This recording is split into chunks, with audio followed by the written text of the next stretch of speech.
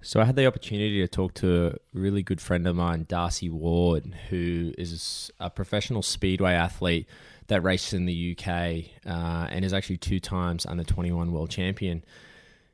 Darcy's chat was crazy. I mean, he's had such an amazing story. He's had a lot of controversy over the years through racing speedway as a professional athlete to then having, a horrific accident to ending in a wheelchair, which sucks, but I mean, talking about how he's going today, even down to the money he made and the opportunity in that space as being a professional athlete, it was an amazing chat to Darce, and I was so stoked to have him on the show. So check it out. It's a great chat. I really enjoyed this one with Darcy, and if you get any value out of it, please share it to a friend, subscribe.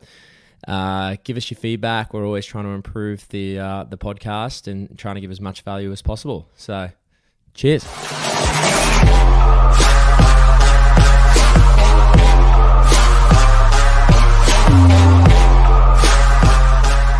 I was thinking, what year did we meet at Reedy Creek that time? Was it 2010 or 9? Was it earlier? I don't know if it was summer 2009 or 10, yeah. Yeah, because you... I'm going to say 10. Yeah, you were back for this... I think you were back on the off-season. I must have just done 1 year. And I got to introduce you from a friend of ours, and then you were going for a photo shoot. And that was when we were LKI, and they were like, hey, you're like, give me a cap, I'll wear it on TV the next day. I was like, okay, cool. Yeah, because Josh McFarlane. Yeah, that's right. He introduced me to you. Yeah, I was down there riding with my mate Damo, and then we kicked it. And I seen you were there, and then I think Josh was giving me goggles at that time. Yep. So I was already connected with him, and he was like, oh, Loose Kid's here.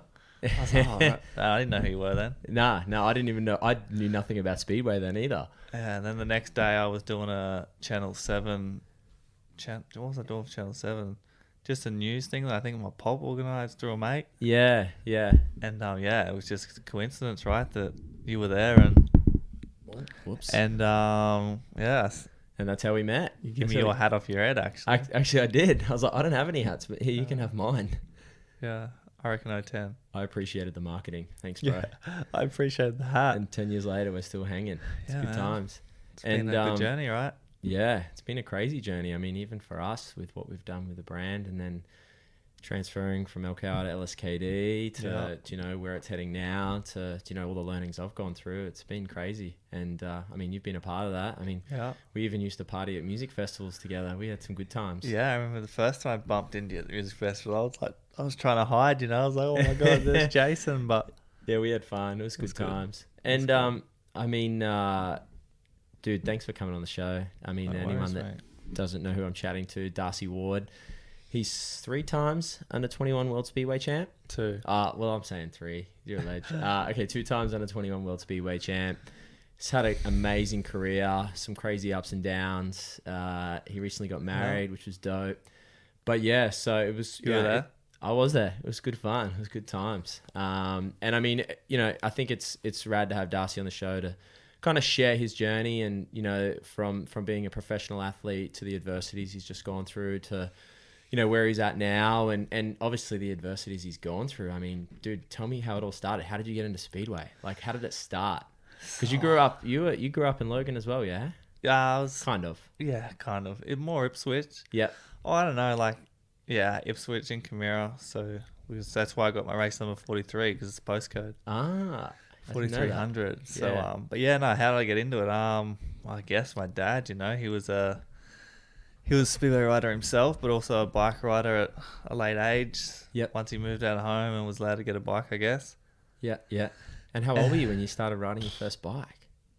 Well, I was motocrossing at first. I had a Pee-wee when I was, I'm going to say 3, whenever I was allowed to ride it, right? Whenever. As soon as you could walk. Whenever his mum said, yeah, he's allowed on it. But my old boy got me into it. He was, like I said, he did Speedway himself, but I did a bit of paddock bashing when I was a little kid, just around the paddock near the house, and then went to wheel standers.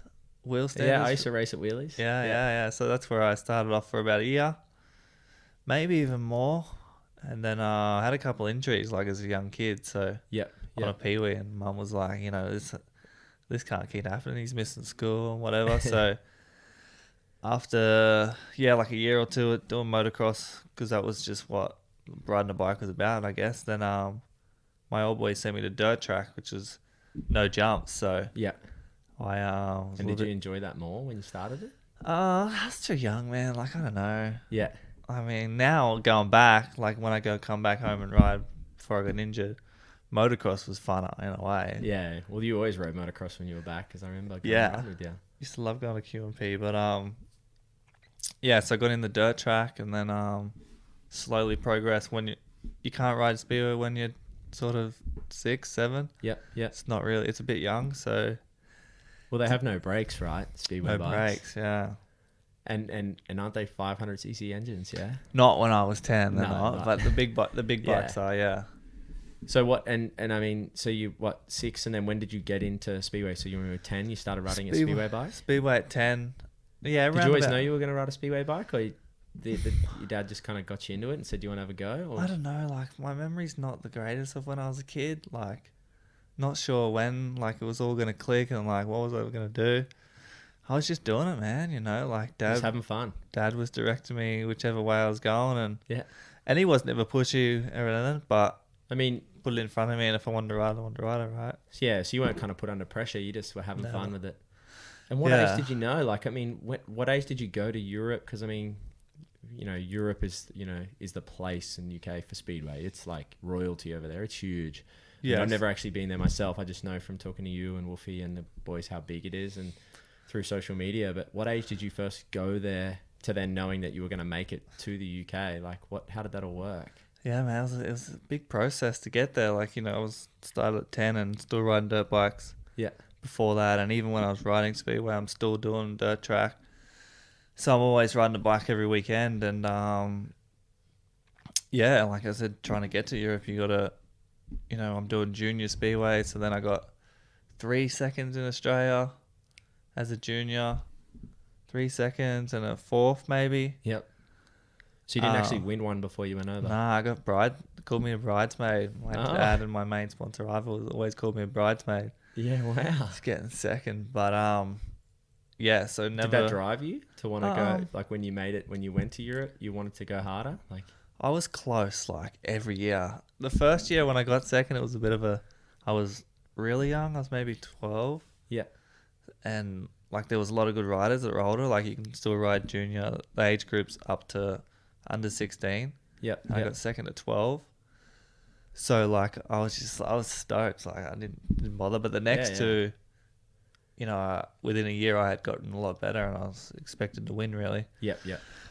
But got 2 seconds. So I guess it drove me. Like, and same with, like, there's loads of different speedway. Like, when you're 14, you can jump on a 350, which is the bigger bike, but with a smaller engine. Yep.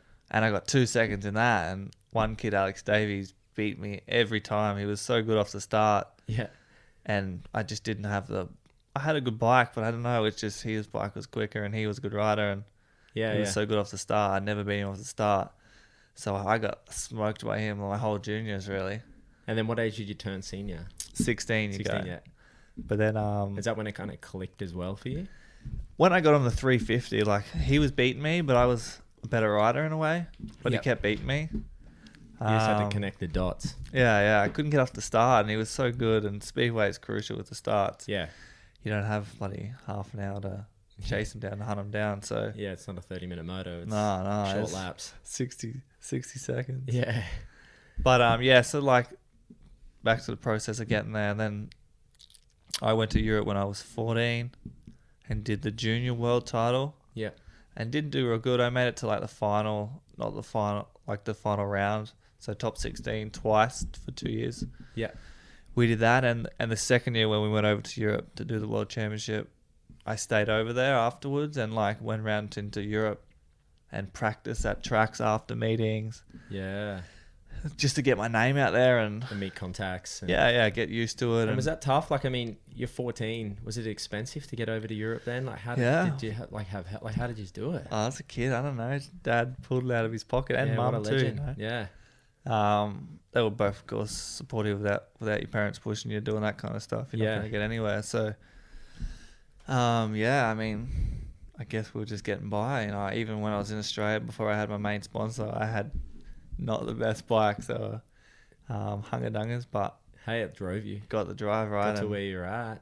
And then I was lucky enough when I was, 12, when I got the first, second in the Aussie title as a junior. I picked up a sponsor. Yeah. Either from Brisbane Roof Times Plies, which was a dad's mate, and they knew each other from back in the day. Yep. And he bought me two good bikes, and what a legend. That's when I progressed as a kid. Yeah, wow. And that's kind of helped you to kickstart it. Without him, I wouldn't have got to Europe at a young age. I would have got there, but maybe not as young. Yeah, wow. And then so from pretty much 14, then you stayed there for a year when you were 15. Did you stay in Europe pretty much from then on to turn senior over there? Or did you come back for a whole year? Or? Yes, we went over there and done the Junior World Championship. I just stayed there for like a month after. Yeah. And rode and, just travelled around and borrowed people's vans, like other Aussie riders that are... Just bootstrapping it. Dad. We were just winging it. But, then it got me a ride for the next year when I was old enough to race in the league over there. Yeah. Which was 16. 16. And then you went straight into the league. You made it. Like, did you have to qualify? Nah. Yeah. So then, no, there was no rules then. It was just had to get a work visa. Yeah, wow. Now these days, to get a work visa, you've got to be top 4 in your state in Australia. Yep. But when I was over there, you could just do it. Because how old are you now? 27. 27. So 11 years ago. Yeah. So lots changed. 2009 was my first professional. Still feels like yesterday though. Yeah. It was quick. It was a short career. So yeah, that's cool. And I mean, from then on, did it just skyrocket? Like, did you? Yeah, the first year in Europe, did you win? To get 2 under 21 world titles, did you win that really early on, or closer to your 21st birthday? Or? Nah. So that was my first year over there. So 2009, I went over, and I was quite lucky because I had a team ride in England, which is it's the baby step of the sport. Yeah. Riding in England, it's where you have to go at first and where everybody goes.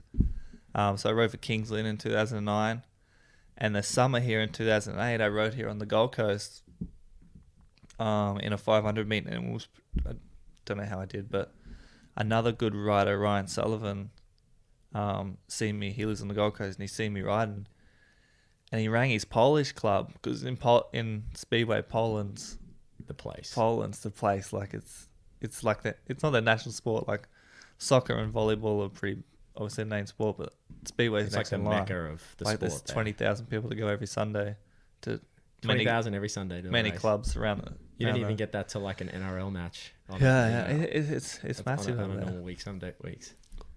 Yeah, so he seen me race here on the Gold Coast, and rang his Polish club. Was like, "You guys need to sign this kid. Like, he's 16, he's Aussie. Like, you guys need to sign him." So I had a phone call like a week later from a Polish club saying, "Hey, we want to sign you when you come over.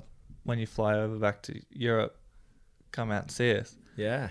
And so when I flew out there for the 2009 season, I went to Poland and signed for them as well. So in my first year in 2009, I'm riding in England and in Poland, which is rare. Yeah, you got, like I said, you need to go to England and learn the ropes and develop. But I was lucky enough to go straight to Poland to probably the best club in the world, which is Torun. Wow. And so I was riding more than the average, So how many times a week were you racing then in 2009 if you're riding for 2 clubs, like in 2? 3. So I'd have 2 for sure, and then you would do an away meeting in England. But in Poland, you only race once a week. Yeah, well, and people probably don't realize like you guys are on a plane like every day. Yeah, not at that point in my career, but when I was in the the busy stage of career was crazy. You're living out of airports. But 2009 was my first year, and what year did you win your first under 21 world title? 2009. Oh, yeah. So I was not expected to do that. I was having a good season the whole year, like riding in Poland. Yep. My first year, I beat like Greg Hancock one race, like Nicky Pedersen. I think I beat Crumpy in a race. So like I was The like, who's of the sport. yeah, like not consistently at all, but like I've jumped out and beat him, and it was like a huge shock to me, but it was cool. It was Built cool some to be a hype part really of it. early. So when I went to the World on 21, I wasn't really favourite to win it. Yep. But I just had a good meeting, and I think I dropped 2 points. Track was a little bit rough, didn't really bother me.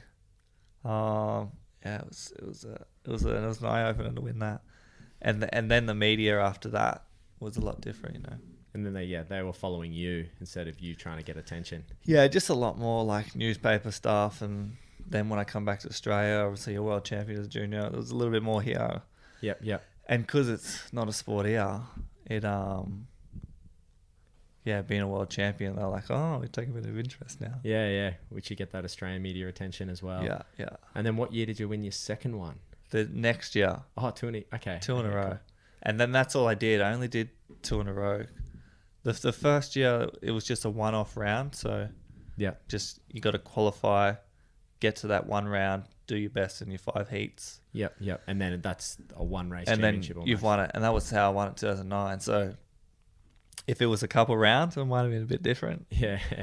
But then 2010, it was 3 rounds.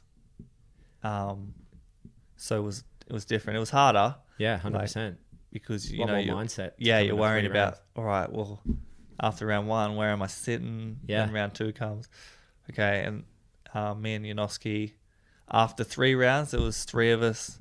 So after 15 heats each, there was 3 of us tied on I don't know how many points. So we're tied. So at that after that tie, we all got to go into one race. Yeah. To do the world championship, and I won that one race. Yeah, that's cool. So that was huge confidence booster too, like especially for the other European stage that we'll run. Yeah, it's massive. And where did that go from there? Like, man, that's massive to then. Yeah. Well, what, 17, 18? Then at the time? 18 I was. Yeah, wow. Because when I first went over at 16, I turned 17 that year. Yeah, cool. So yeah, I was 18.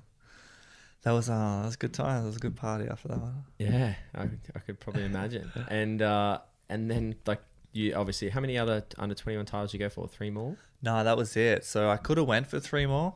Yep. But you went straight up to the bigger class. No, I lost a bit of interest. Yep. In it. I'm not sure. I did so well so early. You kind of lost. I don't know. Did I do it the year after? Oh man, I feel like I might have. I didn't. I'm probing you with questions you probably haven't had to talk about in a long time, right? Like I can't think if I did it in 2000. I did it the year after, and I got second. Okay. I believe. I think because I thought you went for the third. I always thought you did. I believe so because Emil Saifutinov, 3 years before I come into it, he won it 3 years in a row. Yeah. Okay. So I was maybe. I think I was chasing that. Yep. And the year after, the kid who got second to me in 2010, 2011, he won it, and I got second. Yep. Okay. And then after that, I lost interest because I wanted to, it's a junior world title. You wanted to move up a step, as in lost interest, not as in your no, in the sport. You were like, I'm ready to go with the big guys. I've won 2 juniors. I'm ready to step up, which was 2012, but I didn't step up. I thought I was ready, and I got offered a wild card in 2012 to race the big Grand Prix series. Yeah. And I denied it.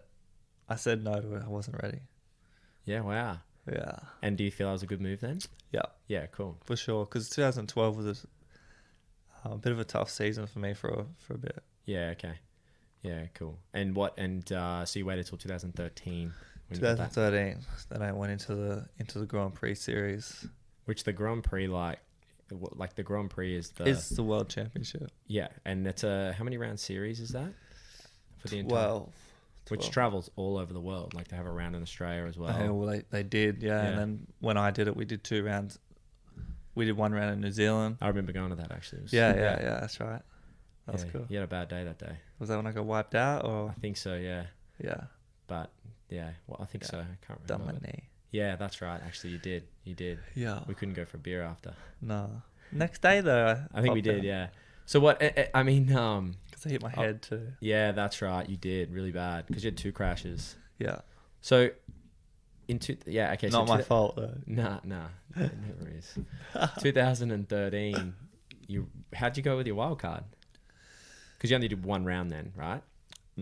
2013? Yeah, because you did one wild card race, or did you get No, accepted so to the whole series? Yeah. So sorry. In 2012, they offered me a wild card because each year. Offer the whole series. Yeah. So Okay. each year they offer 4 people wild cards. Yep. For the permit series, and I got offered one of them for 2012, and I said no to it because I wasn't ready. Like in 2011, I had one mechanic. I didn't have like a big van that we they all roll around in Europe. I wasn't ready. I was still Smart young, decision. and I had recently watched Wolfie. 2010 Wolfie, Ty Wolfen had a crack at the Grand Prix because he got offered a wild card. Yep. And he struggled. He wasn't ready. Yeah. And I was like, I'm not ready. I'll meet you big boys up there when I'm ready. Yeah. When you got you said like a van and mechanics. Like, how many mechanics did you have traveling with you and like gear? Like that. Yeah, people probably don't realize the equipment we got behind the scenes, what goes on to go racing. Yeah. So like we got most boys I had 3 full-time mechanics. Yeah. 2 in Poland, are based in Poland and travel throughout Europe, and then 1 in England, which would do the English league. And they're full time paid by me. Yeah. By all riders. Same with the equipment. Like we don't have teams that give us bikes, or you go ride for a team. We ride for a team like as if the Broncos and the Roosters. We ride for teams like that. Yeah. So you got your own equipment that you bring in. Yeah. So you bring your own equipment to those races, but you ride for a team. You set up everything. They just pay you to ride. On how good you go by points. So you find your own mechanics, you find all your gear, sponsors. It's not like a factory team. I'm booking my flights, ferries. Yeah, looking for sponsors, organising, make sure we got oil in the bike, like for the season. Yeah, everything. It's a ton of work. I'm my manager. Everyone's their manager. There's a couple of riders that have their own managers, but for me, I enjoyed it. So you managed the whole thing from end to end. Yeah. Yeah. So what did a day in the life of a professional speedway athlete look when you were in your prime? Like when you were like, what did it look like with the amount of work? Or did you get time to train off the bike? Yeah. You make time for training. But there's busy days of invoices, make sure the mechanics are paid. If the boys tell you, oh look, we need this, we need some more oil, we need some chain lube or whatever. Yeah. We would normally book flights because in my prime, which was about 2013 when I got into the series, I was busy because we'd ride at Poole on a Wednesday. Yeah. Because that's their day, that Wednesday, and if it was a Grand Prix that week, we would go for practice on Friday. And then Saturday's the Grand Prix. Let's just say that's in Czech Republic. Then we would drive overnight back to Poland, race Sunday in Poland. We would stay there. Then Monday morning, the boys would clean bikes, get it all ready, and they would have dirty bikes from the Grand Prix too. If I wasn't going to ride the same bikes, we would normally have about 4 bikes for the Grand Prix series, but I would hopefully only ride 1 bike on the night because I'm happy with it. Yep. So then Sunday we would have 3 bikes, unless I wanted to ride the bike that was dirty, because bikes are different. We set them up, different engines. I might want to ride that engine. So the boys would have to clean it Sunday for the polish meeting. But if not, we can go on a Grand Prix and ride 2 bikes, because the first bike I'm not happy with. Yeah, I'm not happy. I'm not winning races or whatever. So then Sunday, there would be more bikes. You mean by 2 bikes, like the setup is different? Mostly engines, different engines. Yep. It's easier to change the whole bike than the engine. Yep. So it just engines. Setups are different, but engines are set up for different places and different type of tracks. Whether it's more dirt, slick, so you'd have more power, or not so much. So the preparation's massive coming into a race meeting. Like you're not just riding a speedway track round, and so like you're preparing every little detail down to like tire pressure, sprockets on the rear, ignition. So your advance and retard. Your your and jets. Jets are a main thing too. For like the weather, for how cold and yep. Different. You would run different. You would try give your bike less power in the cold, because when it's hot your bike struggles. Yep. So you would give it less fuel so it amps up a bit. Yep. And then So is there like secret tricks of the trade you guys would do?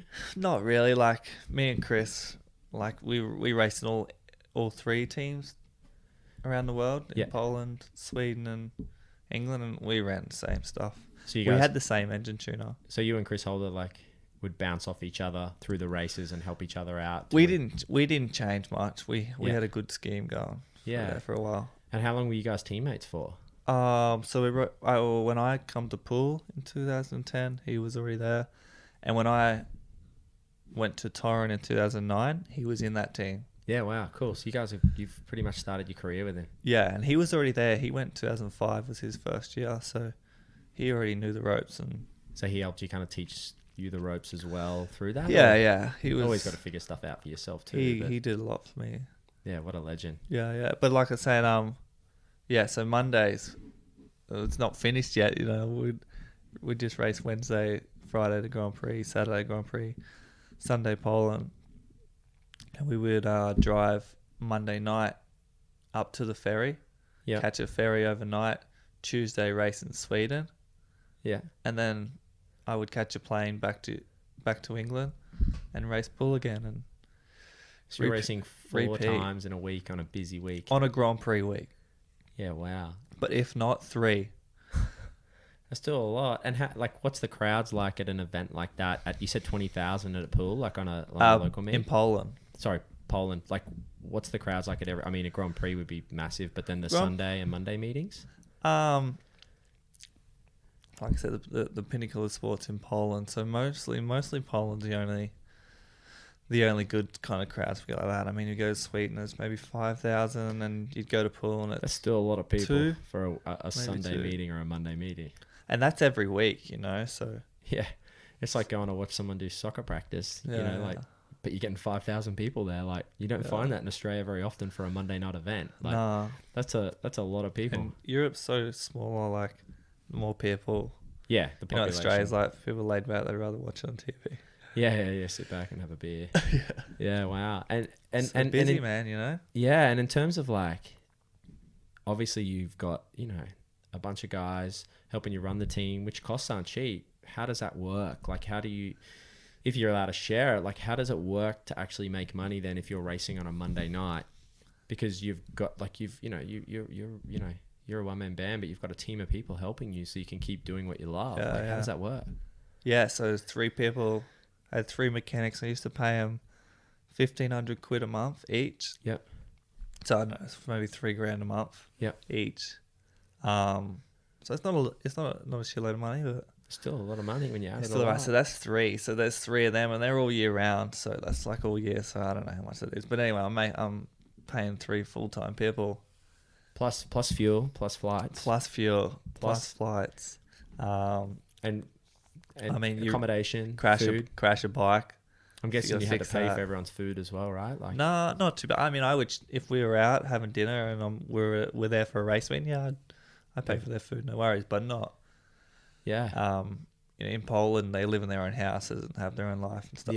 Yeah. But I pay for food. They're no worries. They were good boys. I was quite lucky of how they all come part of my team, but they were very intelligent.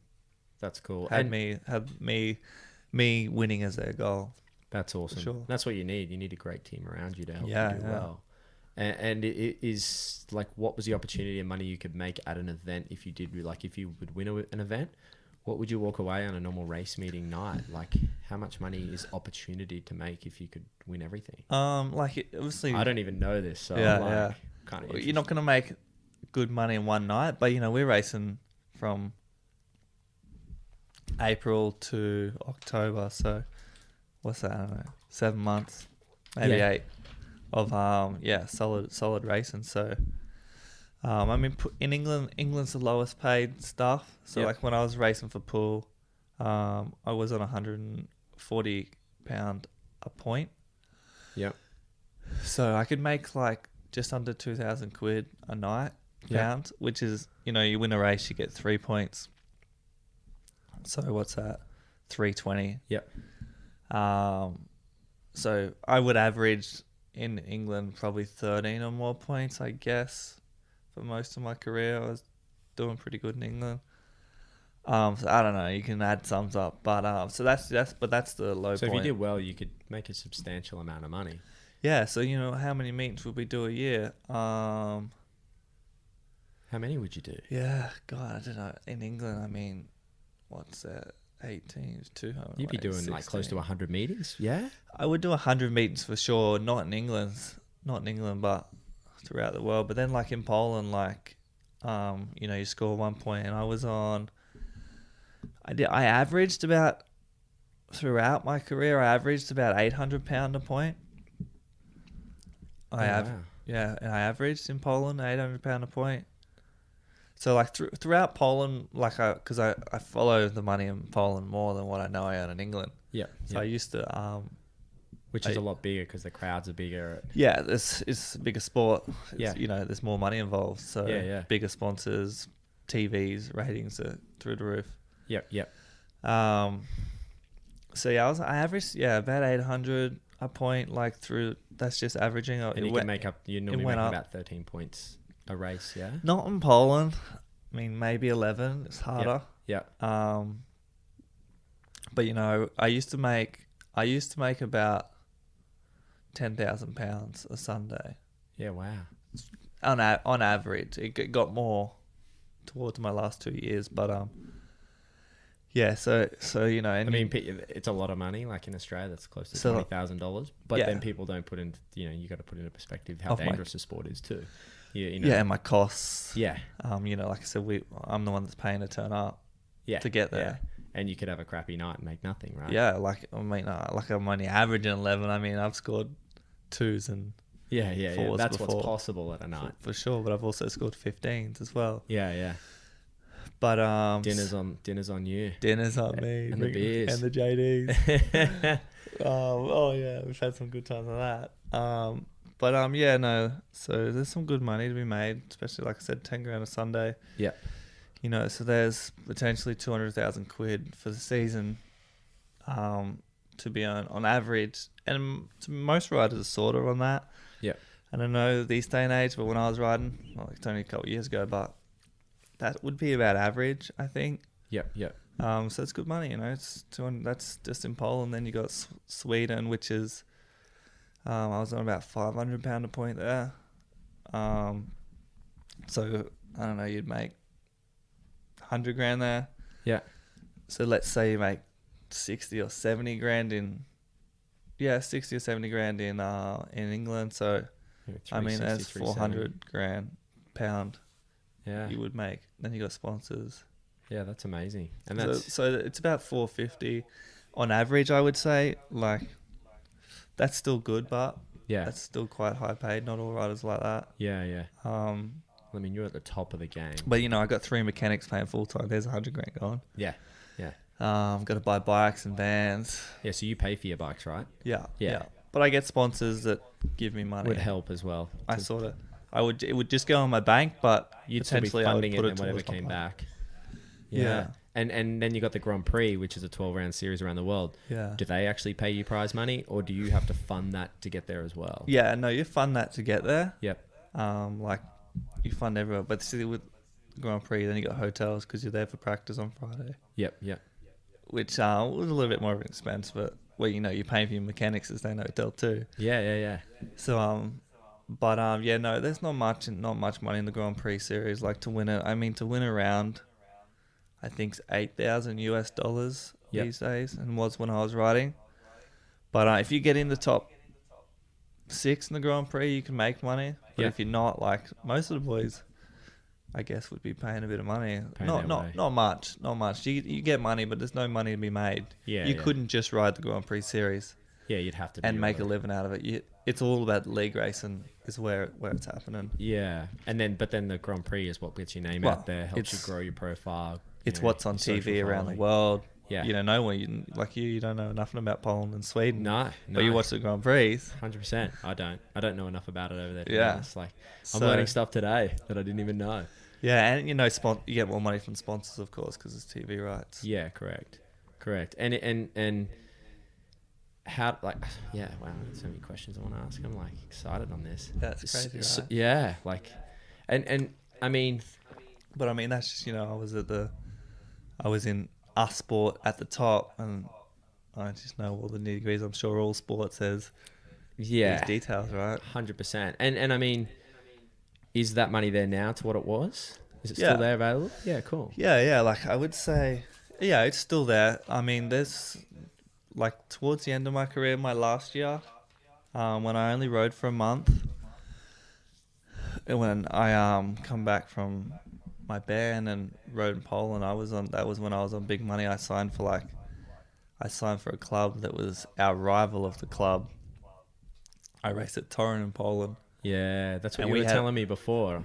And we had a big rival of Zielona Góra, and I signed for the rival team, but they offered me the most money, so I was on like 1,500 quid a point there. So it was like, could you were telling me before? So like it was I could the earn, biggest transfer ever? no, that was in Okay. Poole, but in Poland, like I earned like 18,000 pounds one Sunday.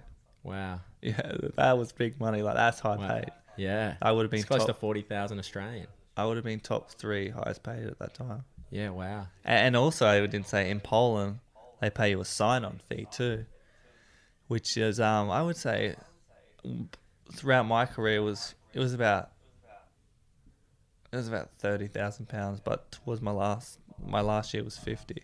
Wow, that's still amazing. So you got to add that on too. So, man, it's a big sport. It's money. Oh, it's huge. I Money think to be people made. underestimate how big the sport is over there. Yeah. It's massive.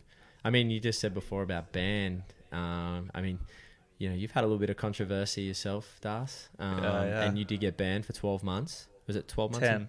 10. So close to 12. I mean, what happened? Yeah, so I failed. I don't even know. I know the story, but I don't know the detail, which I'm sure you're probably going to want to tell us. Yeah. So I got banned for 10 months. Failed an alcohol test. Yeah. The morning of a Grand Prix. So what happened was, at the end of the day, I fucked up. Yeah. But what happened was, there's no excuses or anything, but like a couple of days before I found out my parents broke up, and Yeah. I went a bit off the rails for like a week, a little bit. Like I was pretty pissed off what happened. Which is tough. That's tough. But that's not the excuse. Like I was a grown man, I should have dealt with it a bit better. But it happened. But I'll get to it. But so my parents broke up. Went to a Grand Prix, got rained off on that day. Yep. And they moved it to the day after, and we had already planned a party that night. Then it got rained off, and we went out for dinner, and it was like, we went, like, we got to ride tomorrow.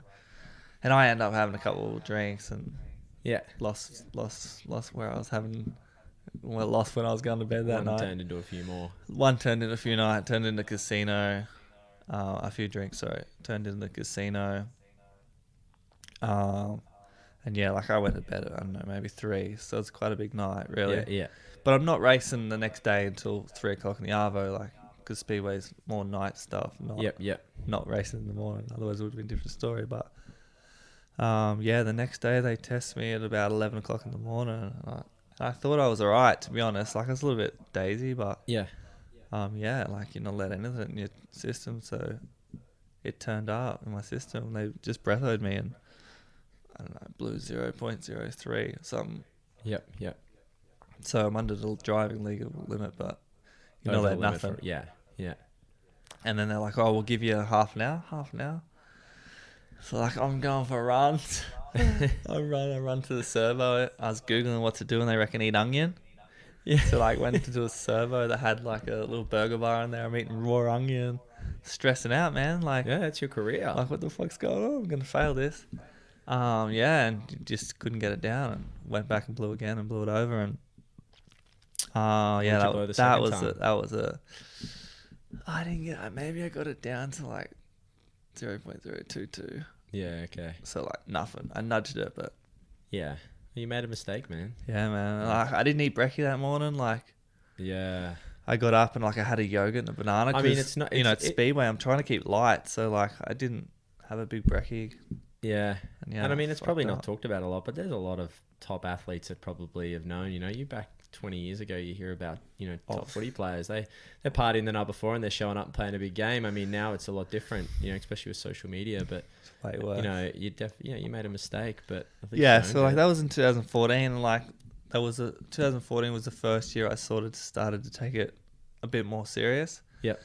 Where like 2013, years before, like I've turned up many times hungover. Yeah. But we don't race till night. That was a difference too. They breath test me at 11.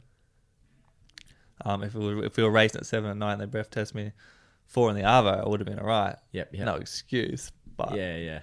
But yeah, so Is it known? Like, is that known in some sports where people are partying a lot? Or yeah, Speedway back in the day was pretty bad. Same like you were just saying about footy, it was pretty bad. I think a lot of sports too. Yeah, but as social media and everything just tightens up, doesn't it? Yeah. So, Yeah, but it's yeah, I changed. was as my junior when I was coming up before I got to the Grand Prix. I was pretty. I had a bit of wildness to me for sure. Yeah. Australian. Yeah, from Ipswich. Wild boys. Hey, I'm known for partying and showing up and riding maybe not racing, but riding the next day. But I was never at anyone's level like that. Yeah. I was just a state racer and had fun and wanted harder, to be a pro right? motocrosser. But yeah, it's you were young too. How old were you then? Like, did you struggle? Like, I mean, you got to like, you were at a young age making great money. A lot of pressure. Like, how do you deal with that pressure when you're making great money? You're in the spotlight. Like, you see a lot of athletes. They make mistakes. Like, how did you deal with the pressure at that level? Yeah, man. I don't know. I didn't, like I was saying before, like when I look back, I don't really remember how I used to feel about it all. Yeah.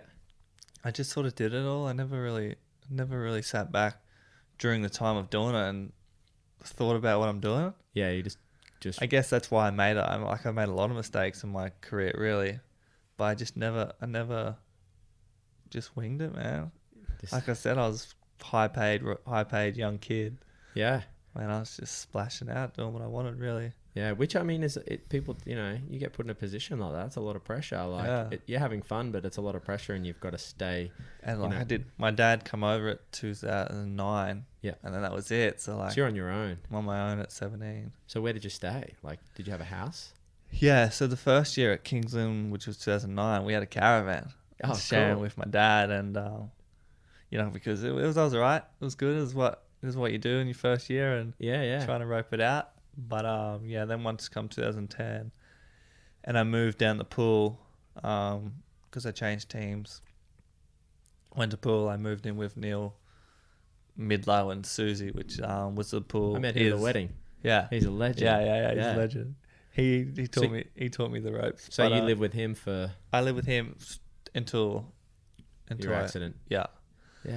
Which was down in pool, and they were good to me. They were they helped my career so much. Yeah, that's cool. And I mean, with media over there, how big is the media? Like, when you said you did get banned, and the media, like being in Australia, it's kind of like like you said, it's like the soccer of the UK, right? Did the media give a lot of bad attention to you at the time when you had it? Yeah. And was that tough to deal with? Like through like Twitter and Instagram and the normal online media mentally? What was the toughest? I copped it for a bit, for sure. Yeah. Even once I got the ban, I wasn't banned straight away. I rode for a week after that because I don't know, there's some kind of rule of, I don't know. So I did like 3 meetings within that week. Yeah.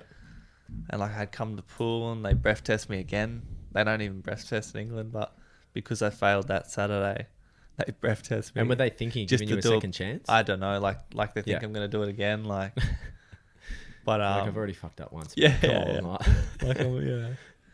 But so no, I like I said, I never really reflected when I was riding. Like I don't know. Like I cared, but I didn't. Like I don't know. It got you a lot of. I remember watching you. You got a lot of media attention from it. I mean, you had that controversial side, but it's what people loved about you too, because you had that style where you go out and you would hold it on, and you would race. You'd bang bars, but at the same time you had that other side, which is marketing in itself, but you probably didn't even realize how to like manage that at the same time. Well, it made me more of the star, to be honest. Yeah. Like I had more followers straight away or whatever, like people were following unintentionally. My story more, getting a band. Yeah, it's crazy how it works, right? But it does work like that in some cases. It's not a positive, but it kind of like brought that a lot of attention. And I mean, when you came back from the band, how long did you get on the bike before you had your accident? Like what? I was motocrossing hard, like when I was banned. Yep. Big factor why I come back so strong. But yeah, no, I didn't do anything. I flew over. So you came back to Australian Road. Yeah. And just so I stayed there because I had to go to court. Yep. With all the band stuff, like. Yeah. Wow. Yeah, it's a full hearing and stuff, like, because I tried to dispute it. I tried to say that the machine wasn't calibrated properly, whatever I could get off it, but didn't work. Cost me a lot of money. I was just gonna say that would have cost you, but it's a good mistake. You made it, and you owned yeah, up to it. Yeah. Like without that, so like I said, I wasn't. 2014, I took it a bit more serious, but before that, like, I didn't deserve to be in. Like if I look back, like I should have done it. I'd do it a lot different for sure. I'd be a lot more professional and more serious. But 2014, I stepped it up a notch. Like I was training a little bit, and like I wasn't drinking so much, and I wasn't partying. Yeah. Because I wanted to be world champion, so I took it a little bit more serious, but not as serious to be a world champion. Yeah. But you kind of knew you could do it if you put your mind to it. Yeah, you were yeah. kind of on the fence about it. But I hadn't fully committed yet. Yeah. But then I got banned, and then it was a different game. Then I was something that I loved got taken away from me. And you don't realize until it was taken, right? Exactly. So so the whole off season, once I was dealing with the court, and I had to fly back and forth a couple of times because I wanted to be here in Australia. Yep. I don't want to be over there. It's a bit of a shithole. I'm only there to earn money and race. Yeah. So I would come home, then I had to fly back for a court case and all that kind of stuff. And while I was over there for one court case, I done some practicing just to run my new bikes in for when I'm ready to come back and race. But I was motocrossing here hard. I was going to QMP like every Thursday because it's fresh tracks. Yeah. So I go on motocrossing, and then about 2 weeks before I was allowed to come back, I did a practice day up at Sunshine Coast at my mate's girlfriend's house. There's a video of it on YouTube, actually. Yeah. And I did a day, and that was it. Really? I just did a day. Yeah. And then went back straight into it. And then went back, and I flew because I'm waiting for my visa now. Like I'm good to ride. I'm waiting for my visa to come. Yeah. So I practiced 2 weeks before. And then flew. I would have left here on a Wednesday and flew into England. I flew into England. Went straight from the airport. Liz picked me up. We went straight to the airport for a practice at Swindon. Yeah. Which the team had a practice, but I missed it. I was late. I turned up an hour later, and track was like flogged. Everybody's been smashing it all day, so. But I was just there to get a couple laps, and I was a bit rusty. I was like, oh, wow, this is fast. Yeah. It's not like a motocross bike. It's a 500cc engine with no brakes. Because that's the thing when you come back from the start of the season, you come back from injuries, everything's so fast. Yeah. You know what well, I mean? how fast are you going around a corner? Like, how fast are you going? Maybe like 70 miles per hour. I only know how to translate in miles because it's like 140 kilometers because that's an what hour. they talk over their miles. So yeah. I don't actually know. I just know people talk about it. Yeah. So yeah, everything's so fast. So the better you get and the more confident you get, everything slows down. Yeah. You see things quicker. But so I practiced on the Thursday, and then we raced Saturday, and that was it. I was racing every day. And straight back into it. And you felt stronger than ever. It took me about 4 race meetings to get the balance perfect and stuff, and then after that, I was. And then you were focused on trying to win a championship, right? Like no, that's because I was only allowed to come back into the middle of the season, so I wasn't in the wild card. I wasn't in the Grand Prix series then. But the following year, you were. But the following year, I was. I would have got one. Yep. Because when I come back in 2015 after my ban, and like I was here training with Luke. Yep. I never trained before like that. So yeah, I remember that actually. You were training in the gym a lot. I was doing 2 months of training, like 4 days a week. And I was, I deserved to be. I was doing it like a world champion, like a professional athlete. Yeah. And then I come back and I was riding like if I was in the Grand Prix series that year, I would have been world champion pretty much, but I wasn't because I'd come back from my band. But I was quick and I was beating everybody. I didn't lose many races and was riding the best ever. But yeah, and then what? I mean, obviously, everyone that knows you, but people that don't know, you had a big accident and which really sucked and put you into a wheelchair. I mean, when did that happen? Like, I mean, if you want to share, like, how, like. Yeah, so like I was only racing back for 6 weeks. 6 weeks. Man, not even that. I think 4 weeks. I only was riding 4 weeks, but I would have done like maybe no, it must have been 6 weeks. I must have done about 30 meetings. So like so you done 30 meetings in 6 weeks. So it's like you're still doing a lot of meetings in 6 weeks. I was riding 4 or 5 times a week. Yeah. It was middle of the season for them over there. And then when I crashed, it was in Poland in Zielona Góra, and like it was crazy. Like the meet, we'd already won. Yeah. And I dropped like 1 point that day, and I was just following this kid, and I just happened to just have a really good corner, and like I wasn't trying to chase him. Like, I was like, I'll let him win it. Like, we've had a good day. It's all good. Don't worry about it. Don't need to win every race because you get hurt. Yeah. And just because I guess I was a bit relaxed riding, just clipped his back wheel, and what happened was when I clipped his back wheel and I fell forward, the handlebar like caught my hip, which stopped my body but kept my head going, and I ducked and like headbutted the ground and like compressed my spine, and then I slid into the fence, and because my spine was already a bit jacked up, I slid into the fence and it dislocated my neck and broke my arm. That's so I'm like, heavy, man. That's crazy, man. Like, do you remember? I remember it all. I wasn't knocked out nothing. You weren't? I remember like they come over to me, it was like talking Polish, and I just like I knew what, obviously he's saying like, you're right, what's going on? And I was like, man, I can't feel nothing. Like my arm hurts, but like I can't feel nothing. Then my mechanics come over and was like, what's going on? I'm like, man, I can't feel nothing. Like, that's crazy. I'm really hurt, blah, blah, blah. And that's rushed straight to hospital. And I only remember like the lights when they're wheeling me on the trolley. Yeah. But I remember everything. Like I was not much pain, to be honest. It didn't hurt as much as well. No, just my arm was a little bit sore, but everything else was like numb, super numb. Yeah. But then when I woke up in hospital after surgery, I was in pain. Then like, they were the darkest days of my life. Oh, dude, that's fucked. And like, because I'm in Poland too, like. What's it like in a hospital like that? Yeah, it's a bit of a shithole. Yeah. Had surgery there, which seemed alright. They called in a specialist, so it was all good. Yep. And then I woke up, my mechanics were there with Chris. Yeah, Chris was there and Monster Joe, and my mechanics. But they were only there for one night, like the next day and the next night. And they were staying in the hospital with me, so it was sort of alright, like I could talk to them.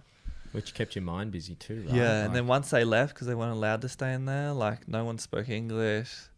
And like I remember one night, I can't think of what, I was trying to fall asleep and the light was on. And I was like trying to tell her, like I can't move, by the way, like I can't move arms at that stage. And I'm laying there and like my neck was so sore. I was like, fuck. And then the light was on. I was trying to tell her, like, the light. She's going, I'm like, does someone speak English? And then it's not. And I was like, just fucking turn the light off. No one would turn the light off, and I was in so much pain. And that was like, that was the darkest day of my life. Yeah, that's heavy. And like, how long were you in hospital for?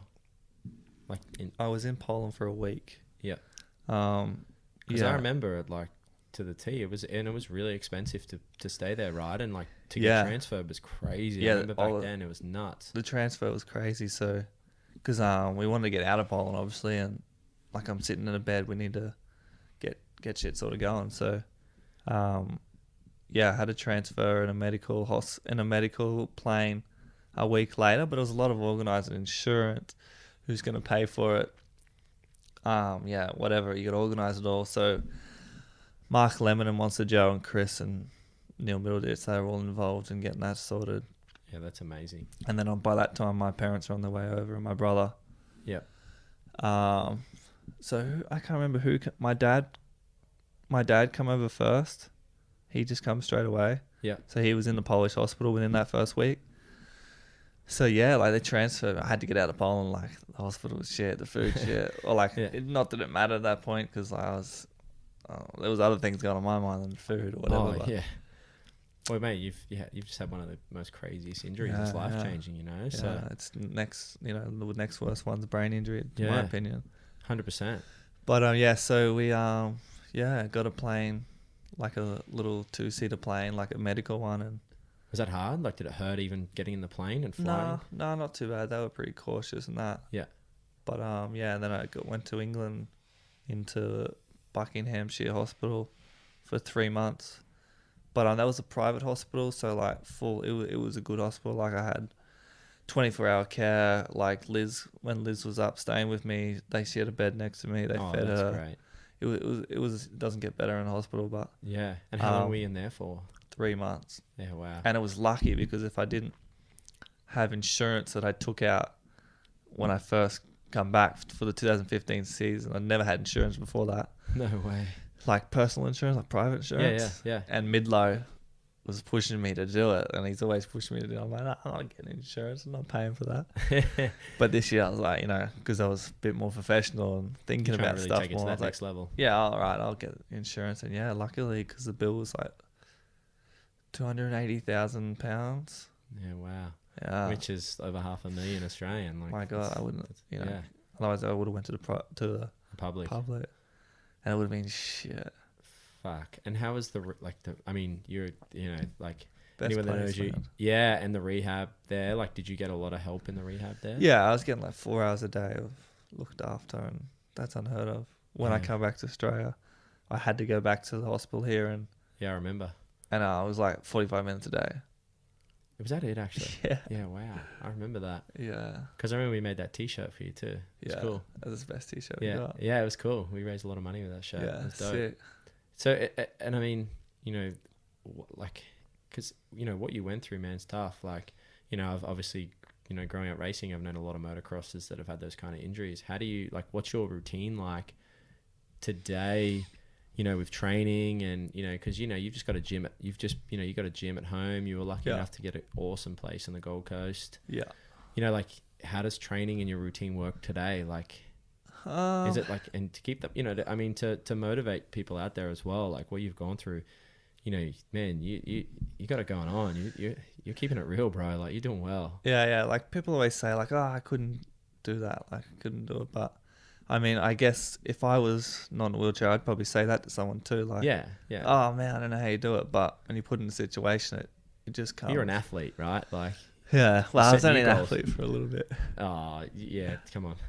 But, think, getting paid that kind of money in racing, it was probably you were having fun at the same time. You're just party boy too. But yeah, exactly. But I don't know, man. You just get on with it. And what's do your it training now, routine like today? Like, because you train at Making Strides. Making Strides, mate. How many times a week do you train that? Twice now. Yeah.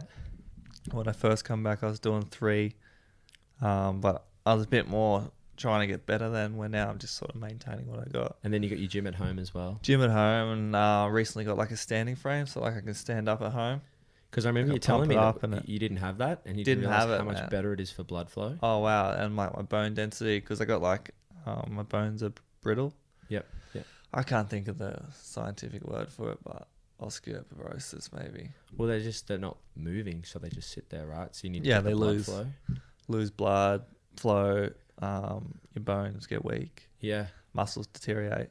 So anyway, How long do you stand up a day for? Like, I try to do 3 hours. yeah. Like I did an hour and a half before I come here today. Yeah, wow. And what do you do in that hour? Just on my and a half. phone. I was organising some stuff today, So right? you still work on your phone and do stuff while you... Yeah. It's got it's like a ski thing too. So Yeah. when you move your arms, it moves your legs. Oh, cool. Yeah, so you like So it's like a cross trainer. get at a the same- pump on. Yeah. Get those arms pumping. It's hard, but it's good. And the severity of like your injury, what do they call, like what's the actual injury called? C6 quadriplegic complete. don't know, something like that. So because you can still use your arms, but not to the full extent. Yeah, so like I got bad. My triceps are there, but Yeah. not against gravity, really. Yeah, yeah. So I got no fingers at all. That's the killer. Yeah, and people come to shake your hand, and you're like, I'm not being rude, man. What's like, that, man? I'm not being rude, bro. I'm just, yeah. Yeah. They're like, oh, that was soft. Come on, But man. yeah, so I got no fingers. I can only.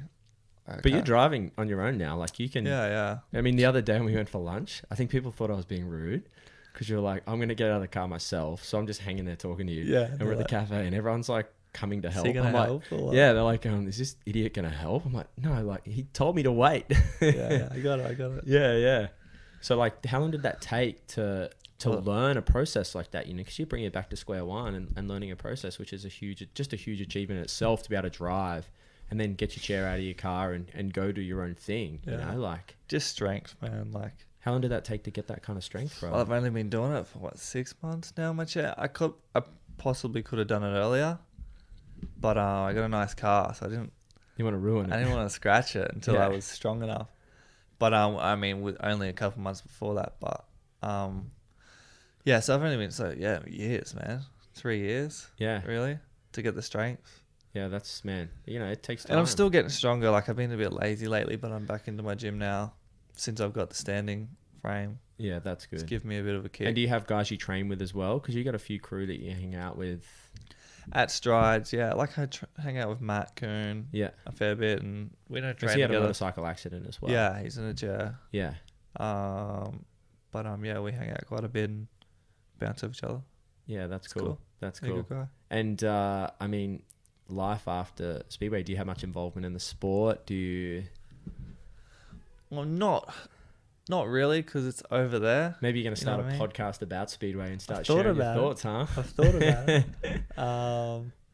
Yeah, no, not too much, mate, to be honest. I was there for a bit when it first sort of happened and was given advice here and there if someone asked, but Yeah. slowed down. Are you still passionate about the sport? Yeah, I still Yeah. watch the Grand Prix, and I used to check up on all the scores and everything, but that's sort of died down. But I got a mate now, Ryan Douglas, who this summer I helped with another mate, help him get a bit better and Yep. give him some pointers now, and It's cool. he's going alright. He's learning. Man, and you got the gift. You Yeah. know, it's hard to explain to someone not being able to show them though, Yeah, 100%. and a bit frustrating. Have you got a goal to try and get back on the bike and have a go, like just to ride around? Man, I got a mate who has a sidecar. Have you gone in it? No, but Matt's dead keen to get on it. And That'd be dope. You know, because Matt's been injured for like 11 years. Yeah. So like he's bouncing to do He's something. hanging to get that adrenaline. He's hanging, man. So yeah, so the Speedway sidecar, my mate Blake has got one, and there's been a lot of talk, and we've had Matt on the sidecar at his house having a couple of beers. Yeah. And he's like, yep, we're going to do it. So I believe that's going to happen. That's cool. And I'm going to be there to watch. And if Matt, Hey, you don't need to go fast to start, right? if Matt don't crash, I'll have a crash. Depends how fast old mate takes him, right? No, Matt's riding. Oh, he's riding it himself. He's riding. Oh, so you're not saying sitting in the sidecar? No, he's riding. Oh, shit. Okay. Yeah. Cool. That'll be fun. So we'll see. You how can that sit in the goes. sidecar while he rides. Oh, no Good way. luck. So I don't know. We'll see what happens with that, but Yeah, that's cool. And I mean, life goes on. you know, you probably you underestimate yourself, like you're saying you were party boy and had fun, but you were at the top of the game, bro. Like you were doing well, amazingly well.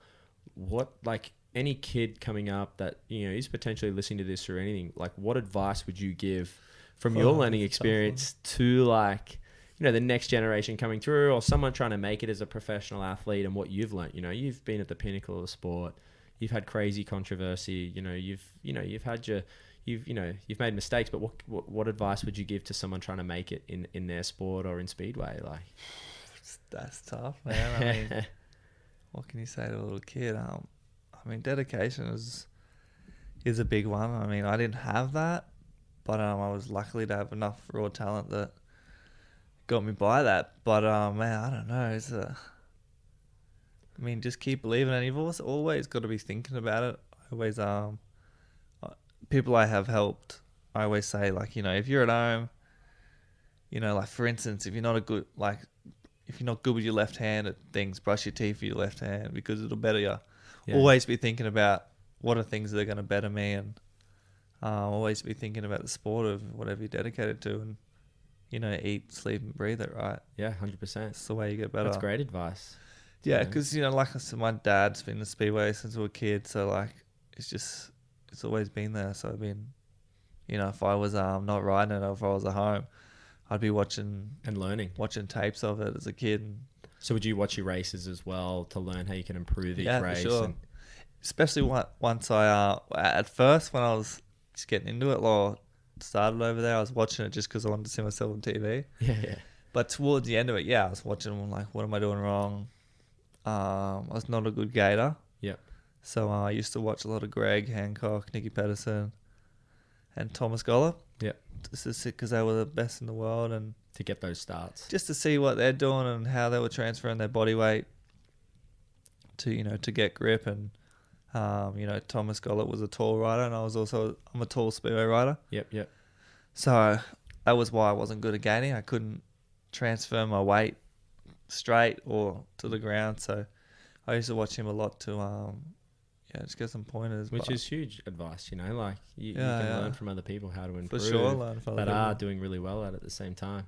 Yeah, it's funny you say starts. I remember I used to be the only guy at the back of an aerobics class when aerobics was big back in the day, doing a step class, because I wanted to like be quick out of the gates. Like it was like, if I could do like an aerobic step class and follow it and be like super on it, I knew that I could get fast starts out of the gate.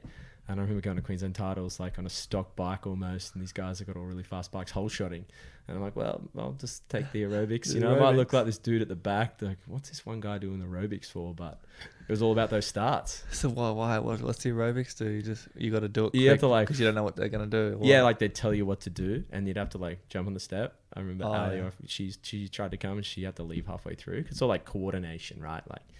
Yeah, it's hard to explain. You can Google it. It's pretty funny. Like when my mum used to teach it, so I grew up doing it as a kid at school, and we used to do it a lot, like pump classes and step classes. But I used to, like you say, I used to do them all the time because I wanted to get good starts. It was all about getting those starts out of the gate. Because if you had a good start, you get a good finish. You're just better in yourself. Yeah.